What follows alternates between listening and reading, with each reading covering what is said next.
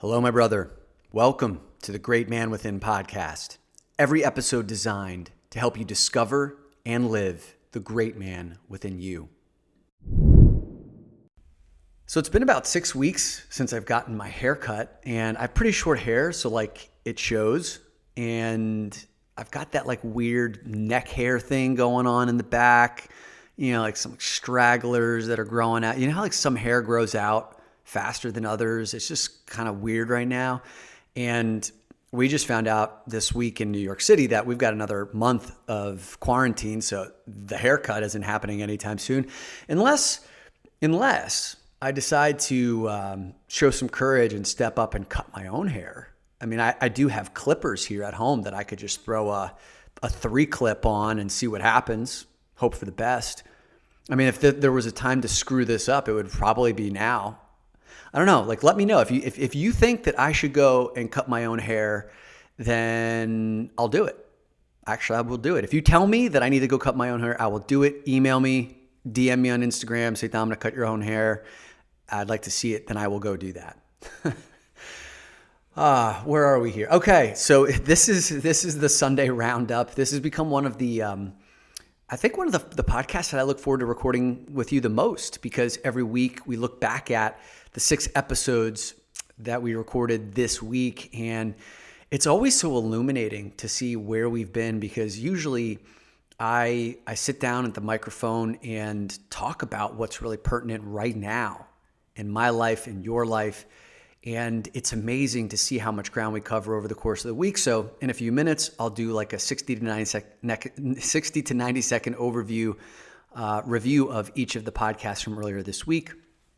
And one of the things I'm looking forward to today is, in an hour from now, the Great Man Mastermind is getting together on a Zoom call.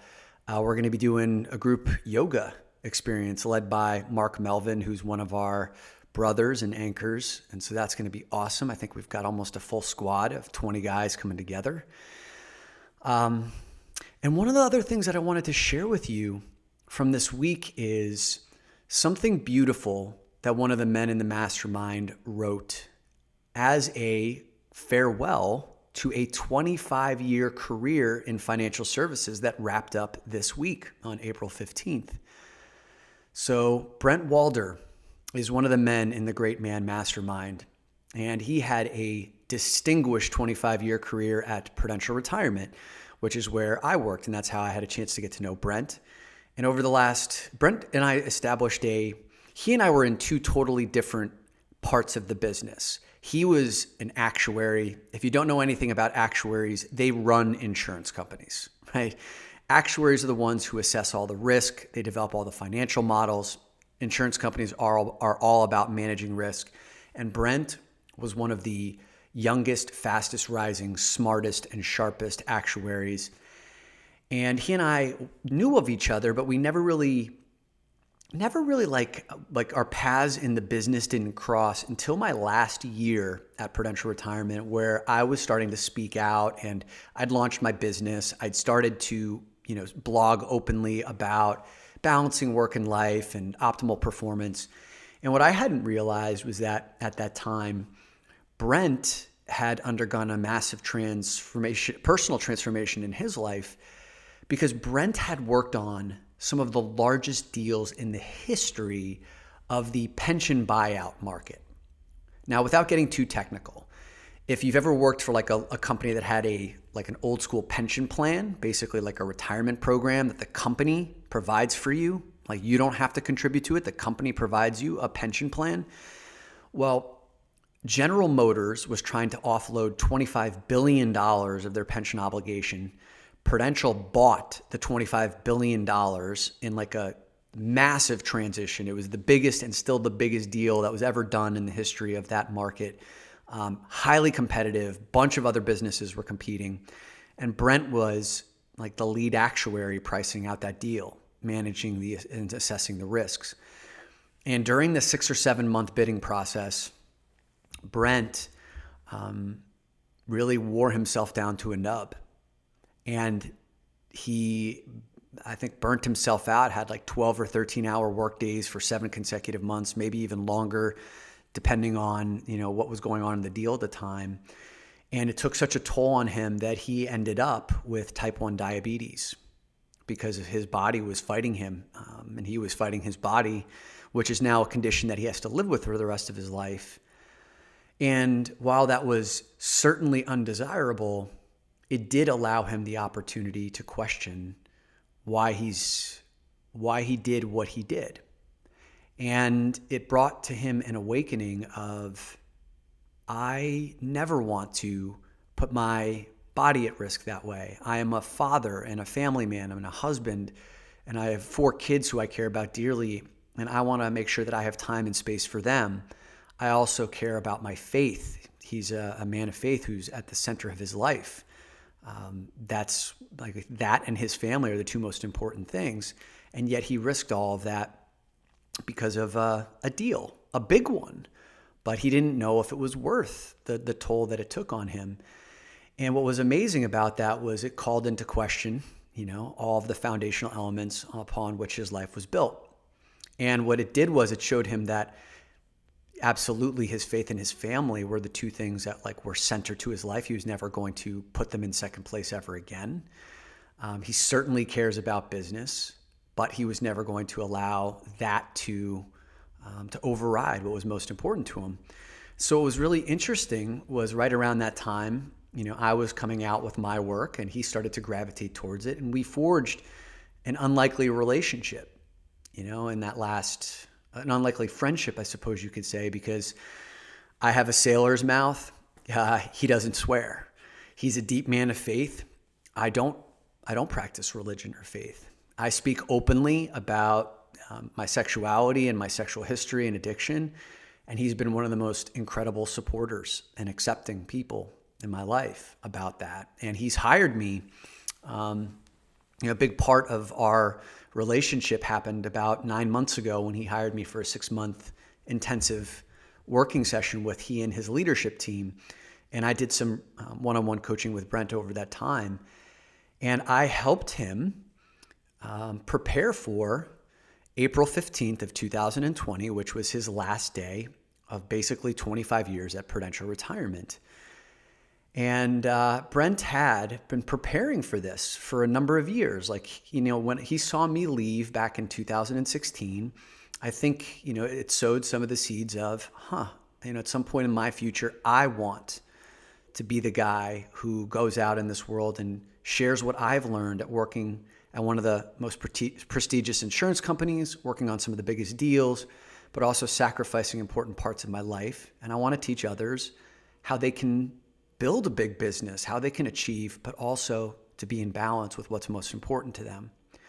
And so that 4 or 5 year process has finally culminated in an opportunity where Brent got a chance to leave on his own terms.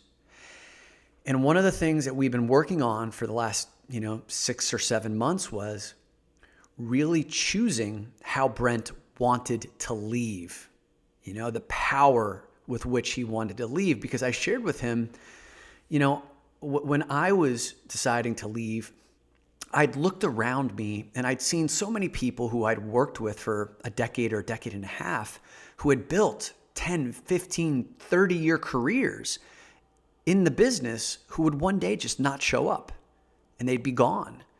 Maybe they retired or maybe they quit or got, they went to a different company and there was no, they just up and left. And these were people who I cared about and had long working relationships with.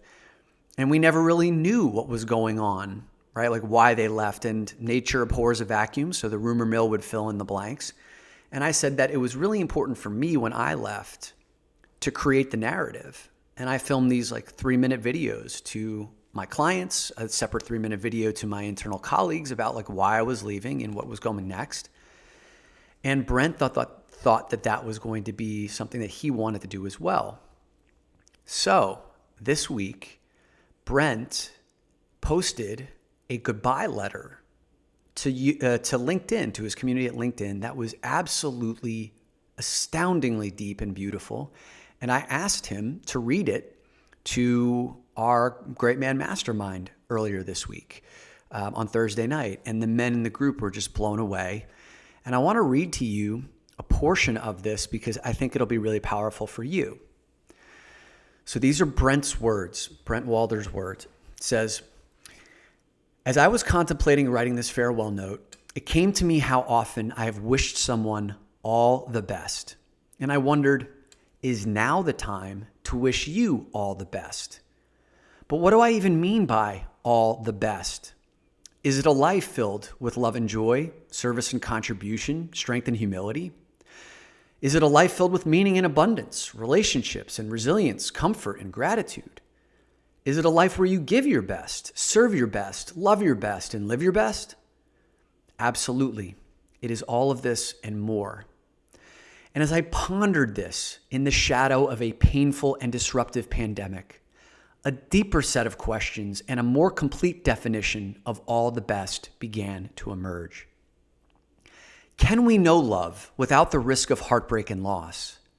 Can we feel support without sharing our weakness? Can we know comfort and hope without suffering? Can we build strength without stress, resilience without resistance? Can we know abundance without sacrifice, faith without uncertainty, courage without fear? Can we feel gratitude without humility, peace without chaos, joy without sorrow? Can we discover meaning and purpose without the stillness of soul searching? The list could go on, and I'm sure you could add to it. And right now, we're experiencing all of it. It reminds me of a profound quote from Outwitting the Devil.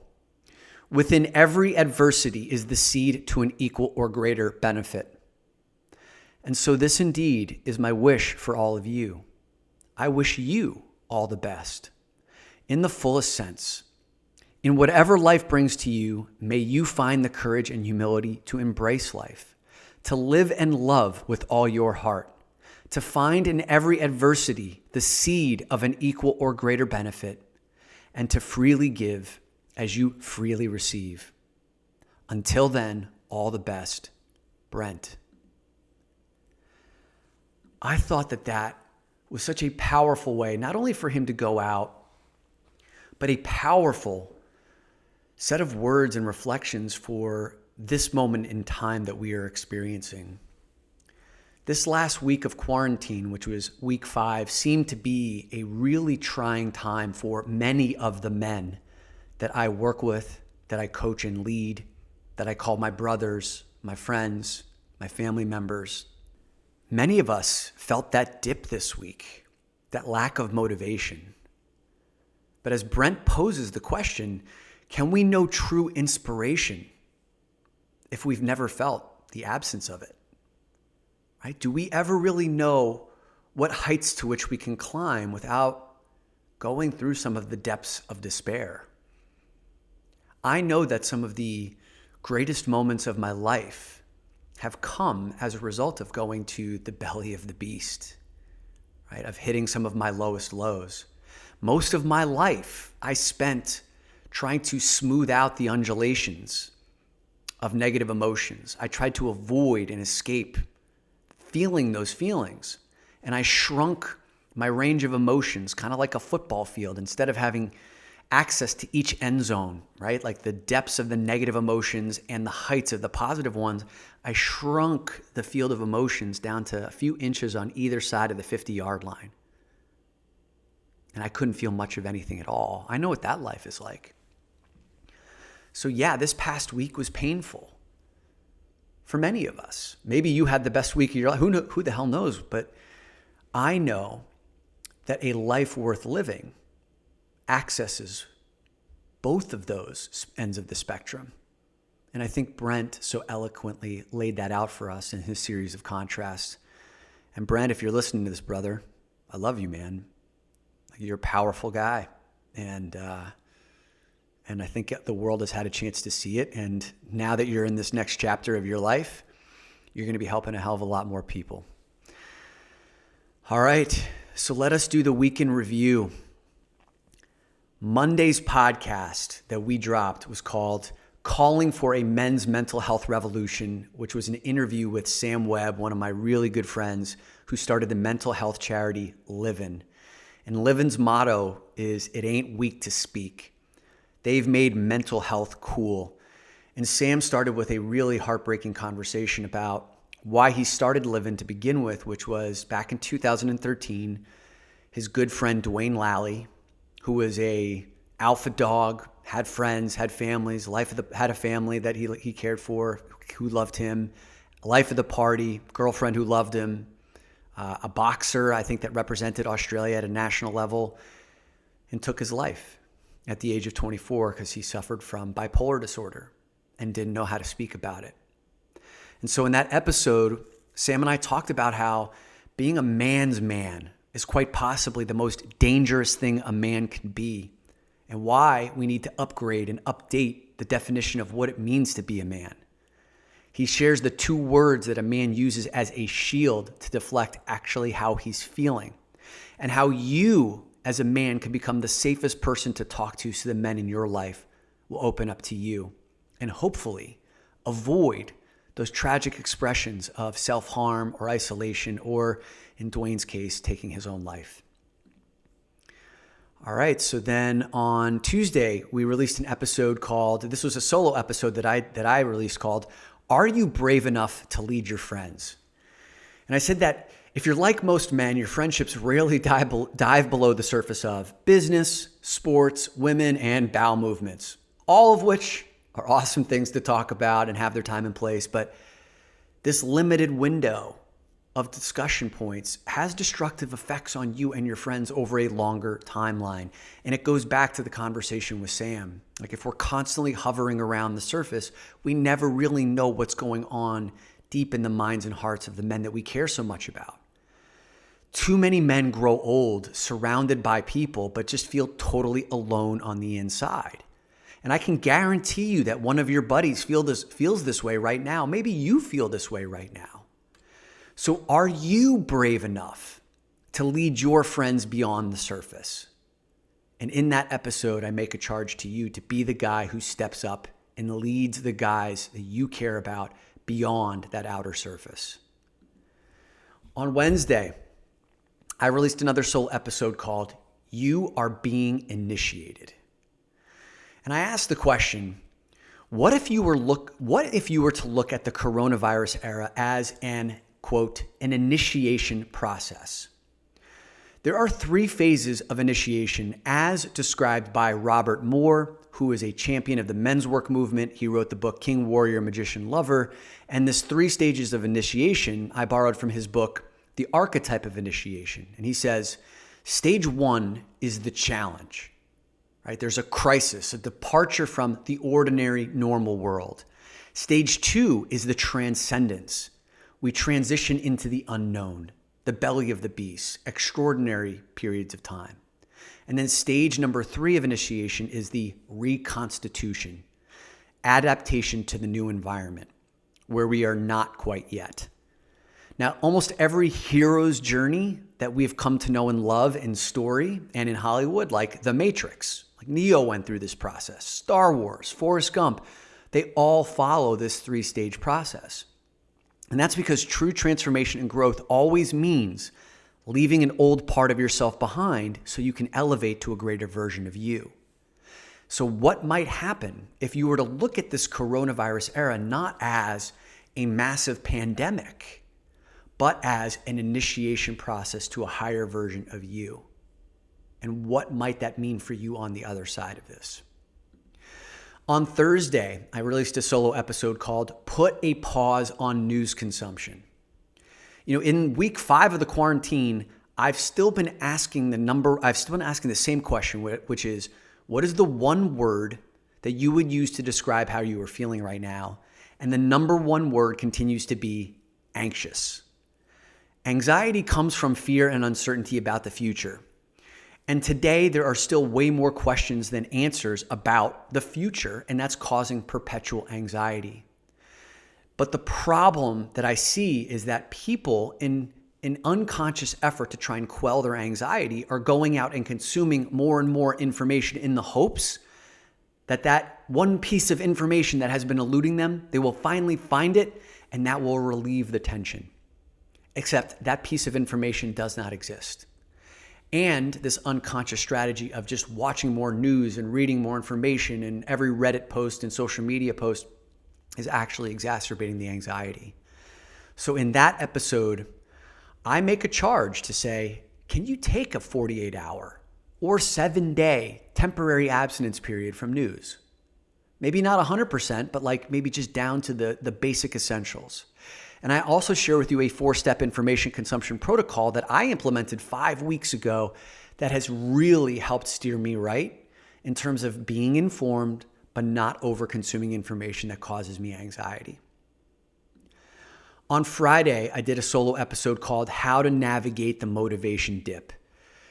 Last Saturday, I hit the dip. After a 4-week solid run, my energy and motivation hit the bottom. And none of the tools and techniques that I've come to rely on, like, meditation or like gratitude, like none of that stuff really seemed to work. So I actually just had to kind of accept and surrender to the process of being in the dip for a period of time, which lasted probably till about like Tuesday of this last week and didn't fully shake it until about Wednesday. This is the natural ebbs and flows of how we operate, right? There's highs and there's lows. And in the past, I used to beat myself up for hitting that dip, as a lot of the men did this week in the mastermind and men that I've coached. We feel like we're failing on some level when we hit this dip. And what I found is when we experience a dip as a failure, it actually persists longer. That period of time in the dip persists longer. We suffer more through it. And so in that episode, I share with you how I've learned how to surrender to the dip, to downshift some of the expectations around my work, how to reconfigure the type of work that I do during that period of time, and how I can accelerate through that more quickly. And that episode was really timely and potent for many of the men that I work with. And then finally, in yesterday's episode, Bryan and I got together. We took off the personal development hats altogether, and we just did an episode called What's Bringing You Joy Right Now? And we did nothing personal development oriented. Bryan and I just had like a guy-to-guy conversation about what's going on in our lives. And I don't know if you know, but if you didn't listen to yesterday's episode yet, but Bryan lost, this is no joke, Bryan's missing a really important element of his face right now, which is his middle tooth. Like one of his top 2 middle teeth, like he's got a complete gap completely fell out. And so, and he's living in the pandemic environment. So getting to a dentist isn't exactly one of the most convenient things. So I actually get a chance to experience the joy of him talking with like a hockey player face. And we also shared stories about some of the jobs that we had when we were kids, practical jokes that I played on people when I was at the corporate office, and also a big decision that I decided to make that's going to be happening in the very near future about picking up a dog and bringing a dog into my household for the first time as an adult, because I always grew up with animals and I want one for myself. So that episode was like a longer version. I think it was about a 40-minute episode. And it was a great time. Like I felt awesome after recording that episode. So did Bryan too. And we recorded that one with the hopes that you will come away with a little extra joy and an extra skip in your step if you're down with that. So there you have it. I would encourage you to go back and listen to the episodes that maybe you missed and the ones that really stand out to you. And borrowing from our good friend Brent today, I want to wish you all the best on your Sunday, discovering and living the great man within.